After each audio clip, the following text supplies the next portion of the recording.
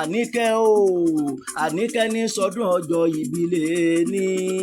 Àníkẹ́ ọmọ Táyọ̀ dákun má ṣe bínú pé mo rí ọmọ gbé ọ lórúkọ Àníkẹ́ ṣebí kábíyèsí là kọ́ba aládé lórí kára ọ̀lẹ́lẹ́ táwọn ti ìjòyè kókókó lára ọ̀tá lè kókókó lára rẹ̀ yóò máa lè láṣẹ tọlọ́run ọba Àníkẹ́ ọmọ Táyọ̀ ní sọdún ọjọ́ ìbílẹ̀ ní dákun má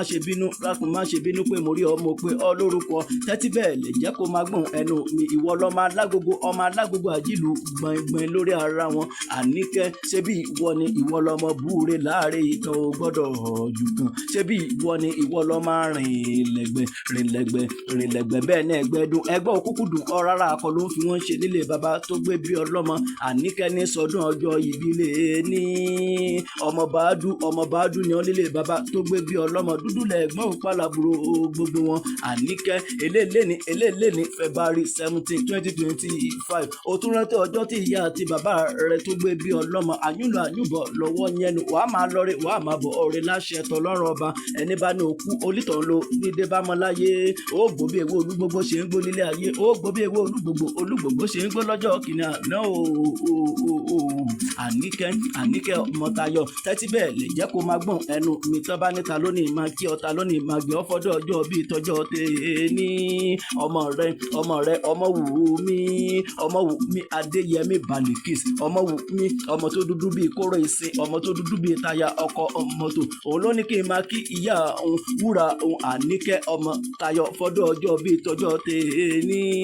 oníire lójú owó rí oníire lójú rẹ yóò máa rí láṣẹ tọlọ́run ọba Àníkẹ́ mo ní ajé tí gbére pàdé olókun kó yé gbére pàdé olókun mọ́ kó máa gbére bọ̀ lọ́dọ̀ rẹ láṣẹ tọlọ́run ọba Àníkẹ́ àlùkò tí ń gbére pàdé ọlọ́ṣà kó yé gbére pàdé ọlọ́ṣà mọ́ kó máa gbére bọ̀ lọ́dọ̀ rẹ láṣẹ tọlọ́run ọba Àníkẹ́ ọmọ Táyọ̀ ní sọdún ọjọ́ ìbílẹ̀ ní Ogun State Abeokuta ní sílé bàbá tó gbé bí ọlọ́mọ ṣe bẹ́ẹ̀ yín ni ẹ̀yin lọ́mọ òsílẹ̀kùn palẹ̀kùdé òun náà períkì ilé bàbá tó gbé bí ọlọ́mọ ṣe bẹ́ẹ̀ yín ni ẹ̀yin lọ́mọ ríjogún ọlá máa gbóhùn lẹ́nu mi ò jàre ṣe bẹ́ẹ̀ yín ni ẹ̀yin lọ́ máa jógbẹ̀rú má ṣe jógbẹ̀ ẹrú ní sí ni ẹ̀kọ́ kì í ṣe ènìyàn ṣe bẹ́ẹ̀ yín ni ẹ̀yin lọ́mọ yùmú lólóró òkè lílé bàbá tó gbé bí ọlọ́mọ ọmọ alákẹjọ bí nìyín ṣe bẹ́ẹ̀ yín ni ẹ̀yin lọ́ máa gbójú lọ́wọ́ ogun máa gbóhùn lẹ́nu mi ò jàre ṣe bẹ́ẹ̀ yín ni ẹ̀yin lọ́ máa yí fọwọ́ àlejò ọbẹ̀nu ṣe bẹ́ẹ̀ yín ni ẹ̀yin lọ́ máa lákè fọlá jogún òun náà períkì ilé bàbá tó gbé bí ọlọ́mọ mo ní ojú tó mọ̀ ẹ́ lè ní ojúmọ́ ọlá ojúmọ́ àìkú balẹ̀ ọ̀rọ̀ ìfọ̀kànbalẹ̀ ìdùnnú kó máa wọlé tó ọ wá láṣẹ tọlọ́run ọba mo ní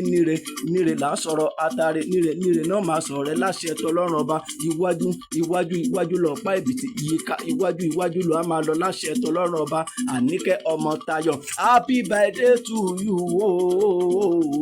ìgbà ọdún kan ni.